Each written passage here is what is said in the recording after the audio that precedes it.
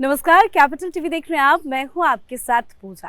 अब देश में जाति के खिलाफ भेदभाव पर आवाज दबाना आसान नहीं होगा। दरअसल यूजीसी की तरफ से सख्त निर्देश हायर एजुकेशनल इंस्टीट्यूट्स को दिए गए। इस आदेश में ये कहा गया कि जितने भी यूनिवर्सिटी, इंस्टीट्यूट और जितने भी कॉलेजेस हैं, वहां पे इक्विटी कमेटी का गठन किया जाएगा। और इस कमेटी का काम ये होगा कि अगर किसी छात्र के साथ जाति के नाम पर भेदभाव होता है, अन्याय होता है, अत्याचार होता है, तो आप कंप्लेन कर सकते हैं। उस कंप्लेन की जांच होगी और जांच होने के बाद एक्शन भी लिया जाएगा। यहाँ तक तो कहानी ठीक थी, लेकिन इस ड्राफ्ट के अंदर पहले एससी और एसटी को रखा गया था, लेकिन अब ओबीसी को ऐड ऑन किया गया। और जैसे ही ओबीसी का नाम जुड़ा, सड़क से लेकर हर जगह तक अलग अलग राज्यों में विरोध शुरू हो गया। जबरदस्त विरोध हो रहा है, यूजीसी पर राजनीति हो रही है, बयानबाजी भी हो रही है। तो ये राजनीति क्यों हो रही है? क्या कोई नैरेटिव सेट करने की कोशिश है, या विपक्षी दल अपनी जाति के आधार पर राजनीति करना चाहते हैं, उस पर हथौड़ा चल रहा है और इसीलिए क्या बवाल हो रहा है? आज यूजीसी पर जिस तरह से बवाल हो रहा है उसे समझेंगे। मेरे साथ जुड़े हुए हैं कैपिटल टीवी के editor in chief doctor Manish Kumar. Sir, क्यों इतना ज्यादा विरोध हो रहा है?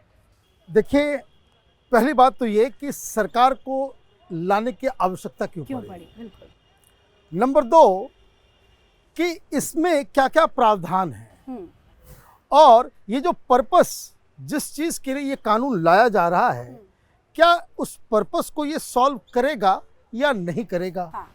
मंशा क्या है, इंटेंट क्या है, कानून क्या है, और उसके बाद हम ये डिस्कस करेंगे कि इसके ऊपर की राजनीति क्या है। तो सबसे पहले आपसे यही समझ लेते हैं कि इस कानून को लाने की जरूरत क्यों पड़ी? देखिए, लाने की जरूरत अगर आप देखिए तो ऑलरेडी एससी एसटी के खिलाफ जो भी इस तरह के अत्याचार होते हैं, ऑलरेडी हमारे पास कानून है। हाँ, लेकिन सुप्रीम कोर्ट में एक मामला गया, वेमुला के मौत के ऊपर जिस तरीके से राजनीति हुई, तो अचानक से कर्नाटक और तेलंगाना के अंदर राहुल गांधी ने ये कहा कि वो वेमुला एक्ट लेकर के आएंगे। मतलब कि एक ऐसा कानून कि जिसमें हायर इंस्टीट्यूट्स के अंदर जो जाति के नाम पे दलित या इस तरह के एट्रोसिटीज होती हैं, उसके लिए अलग कानून लेकर के आएंगे।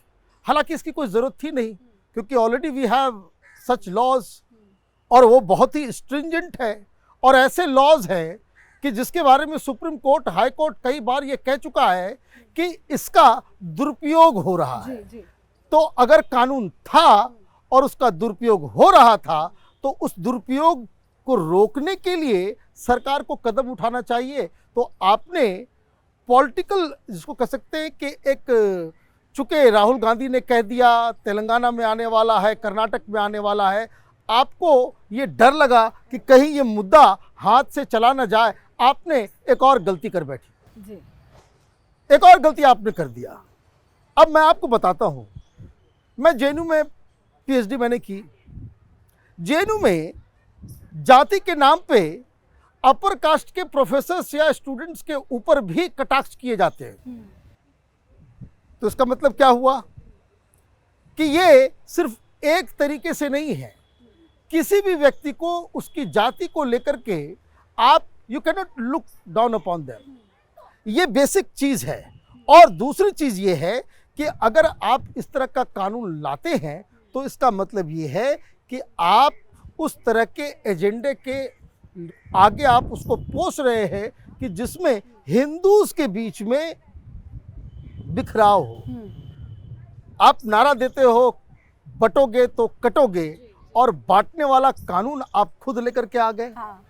ये मैं इसलिए कह रहा हूं, वो क्योंकि इस कानून से समाज में, खास करके इंस्टीट्यूशंस के अंदर, स्टूडेंट्स के बीच या प्रोफेसर्स के बीच या स्टूडेंट और प्रोफेसर के बीच कोई समरसता या इक्वालिटी या इक्विटी की बात नहीं होगी। अब तो हर प्रोफेसर डरेगा कि अरे वो दलित स्टूडेंट है, ये ओबीसी स्टूडेंट है, इसके खिलाफ कुछ भी अगर आपने इनको फेल कर दिया, वो जाकर के सिर्फ कंप्लेन कर दे, तो फिर आप क्या करेंगे? फिर आप क्या करेंगे? तो कहने का मतलब ये है कि ये कानून प्राइमा फेसी ये लग रहा है कि मिसप्लेस्ड है। आप क्यों लेकर के आए ये अभी तक आप समझा नहीं पा रहे हैं। किसके खिलाफ लेकर के आ रहे हो, वो उनके खिलाफ लेकर के आ रहे हो जो आपके हार्डकोर वोटर्स हैं। जी जी। आप इस बात को भी समझिए कि ये इतनी बड़ी चूक किसने की, क्या किया, नहीं किया, इसको भी समझने की तो आवश्यकता किसकी है। चूक मानी जाए कि किसकी चूक हो सकती है ये? देखिए, जब होता क्या कि जब लीडर्स जो वो बौने होते हैं और ब्यूरोक्रेसी जो है वो लीडर्स के ऊपर, मंत्री के ऊपर चढ़ के बात करते हैं, तो ऐसी ही गलतियां आप करते हो। पर्पस हर सरकार का, हर नेता का, हर पॉलिटिकल पार्टी का ये होना चाहिए कि हम इस तरह का समाज बनाएं कि जिसमें जाति भेद जो है वो खत्म हो। आप कानून से जाति भेद को बढ़ाने का काम कर रहे हो, ये सरासर गलत है। क्योंकि ऐसे जो विरोध हो रहा है उसको लेके कह रहे हैं कि अब ये जो ओबीसी को डॉन किया, कास्ट पॉलिटिक्स की शुरुआत हो जाएगी। ये सिर्फ ओबीसी की बात नहीं है। हाँ। वो एक उसको ट्विस्ट दिया जा रहा है। अगर आपने कानून आप लेकर के आते हो तो उस कानून के मुताबिक क्या है, you will have to define कि भाई कास्ट एट्रोसिटीज, उसको आप डिफाइन कैसे करेंगे। तो बेसिक मिस्टेक वहीं पे है कि कोई भी व्यक्ति किसी के ऊपर सामने से या पीछे से, है ना, सापेक्ष या परोक्ष रूप से अगर कोई इस तरह के काम को करता है और सामने वाले को ये आभास ही हो जाता है कि उसको बस लगे कि हमारे ऊपर जो है किसी ने कास्ट को लेकर के हमें जो है they wanted to look down upon me, तो वो एक केस बन जाता है। वो जाकर के वो कंप्लेन करेगा तो 15 दिन के अंदर एक्शन, और अगर एक्शन नहीं लिया तो प्रोक्टर के खिलाफ एक्शन, वाइस चांसलर के खिलाफ एक्शन। ये किस तरह का कानून है? यही चीज के लिए SC/ST एट्रोसिटीज एक्ट जो है उसके ऊपर सीधे सीधे FIR, सीधे सीधे जेल, और बेल मिलने के लिए सीधे गवर्नर के नीचे कोई नहीं। सुप्रीम कोर्ट ने हस्तक्षेप किया। उन्होंने कहा कि भाई प्राइमा फेसी एक आपको तय करना पड़ेगा कि रियली ये हुआ है या नहीं हुआ है। हाँ, जजमेंट का एक तरीका भी तो होना चाहिए। बिल्कुल कि अगर होना कुछ हुआ चाहिए। है किसी अगर के साथ, आप ये हाँ। देखिए, आप, मैं बस आपको एक एग्जांपल देता हूं। दो दोस्त हॉस्टल मेस में खा रहे हैं, एक ने हंस दिया, सामने वाले को ये सिर्फ लग गया कि मुझे देख करके हंस रहा है, वो तो जेल चला जाएगा। कोई सुनवाई नहीं, कोई कुछ नहीं। आप किस तरह का समाज बनाना चाह रहे हो? आप किस तरीके से आप जो है एक ड्रैकोनियन लॉ लेकर के आ रहे हो? कल कोई लड़का किसी लड़की को प्रपोज करता है, लड़की मना कर देती है, वो लड़का दलित है, वो जाकर के कह देता है कि भाई वो लड़की जो है वो अपर कास्ट है, वो ब्राह्मण लड़की है, इसलिए मुझे रिजेक्ट कर दिया, वो तो जेल चली जाएगी। ये किस तरह का कानून आप लेकर के आए? और ये प्रधानमंत्री मोदी को इमीडिएटली इसके ऊपर इंटरवीन करना चाहिए। अब ये बात हो गई। अब आपने कहा कि भाई इसको देखने के लिए एक कमेटी बनेगी, इक्विटी कमेटी। अच्छा ठीक है, पहले भी जैसे JNU के अंदर एक GS कैश बना, ये जेंडर सेंसिटाइजेशन कमेटी, और जेंडर सेंसिटाइजेशन कमेटी जब बनी तो उसमें अगर आप सिर्फ लड़कियों को रख दें, फीमेल प्रोफेसर्स को रख दें, और आप डिफेंड करने के लिए किसी को आप देना, तो वो तो फेल हो जाएगा। लेकिन उस कमेटी के अंदर भी मेल्स होते थे, प्रॉक्टर्स होते थे, सारे लोग होते थे। अब आप क्या कर रहे हो? आपने ये क्लियर नहीं किया। हालांकि कुछ लोग आकर के कह रहे हैं कि ये जो कानून आया है, UGC एक्ट जो आया है नया, उसमें सेक्शन 7 के अंदर ये डिमार्केट नहीं किया गया है। It is only on the 4th line you are saying कि इसमें SC/ST का जो है उसमें जो है बहुत ज़्यादा उसके अंदर ये होगा, उसकी हेड कौन होगा, उसमें स्पेसिफिक नहीं किया गया है। भाई स्पेसिफिक नहीं किया गया तो आप समझा दो, आप बता दो कि भाई इसके अंदर कोई उस तरह की चीज़ नहीं है। अब आकर के ये कह रहे हैं धर्मेंद्र प्रधान, केंद्र के बड़े मंत्री हैं, बड़ा नाम है उनका, वो आकर के कह रहे हैं कि नहीं नहीं नहीं, ये मोदी की सरकार है, किसी के खिलाफ कुछ नहीं होगा। बड़ी अच्छी बात है।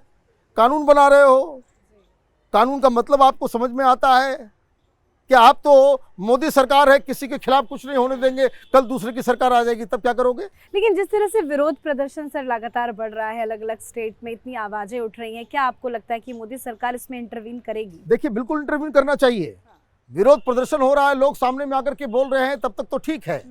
और अगर ये विरोध प्रदर्शन खत्म हो जाएगा, लोग मन के अंदर दबा करके इसको बैठाएंगे, तो फिर बीजेपी को हर जगह प्रॉब्लम होने वाली है। हाँ। इस बात को समझ लीजिए।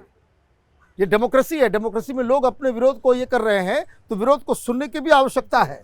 अब मैं एक बात और बताता हूं कि आपका जो पूरा ध्येय है, बेसिक सवाल ये उस सब पचड़ में नहीं जाता मैं। बहुत सारे लोग इसका गलत फ़ायदा भी उठा रहे हैं, राजनीतिक भी करने की कोशिश कर रहे हैं सरकार के सामने जाकर के। आपको इसे, हालांकि ये सुप्रीम कोर्ट में चला गया और I am sure, I am dead sure, हम लोगों के चैनल पे कभी हमने इस तरह की चीज़ों के ऊपर जब भी कोई ओपिनियन हमने लिया है, सुप्रीम कोर्ट उसी तरह की चीज़ों को करता है। सुप्रीम कोर्ट में न्याय है।